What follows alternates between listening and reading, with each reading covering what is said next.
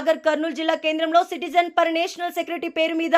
ఇటీవల జరిగిన పహల్గాం ఘటనకు ప్రతీకారంగా ఆపరేషన్ సింధూర్ పేరిట భారత ఆర్మీ తన అసమాన ధైర్య సాహసాలతో పాకిస్తాన్ ముష్కరులకు ఉగ్రవాద మూకల స్థావరాలను విధ్వంసం చేయడం కాకుండా పాకిస్తాన్ యొక్క వైమాకిన స్థావరాలపై పాకిస్తాన్ యొక్క ఎయిర్ బేస్లను కేవలం 23 నిమిషాలలో నేలమట్టం చేసి ప్రపంచం మొత్తం భారత్ యొక్క యుద్ధ శక్తి సామర్థ్యాలను చూసి ఆశ్చర్యపడే విధంగా నాయకత్వం వహించిన మన దేశ ప్రియతమ ప్రధాని నరేంద్ర మోడీ మరియు త్రివిధ దళాలకు మరియు ఆపరేషన్ సింధూర్ తమ ప్రాణాలను దేశానికి అర్పించిన మన ఆర్మీ సైనికులకు గుర్తు చేసుకుంటూ విజయం సాధించిన సందర్భంగా తిరంగ ర్యాలీ నిర్వహించారు.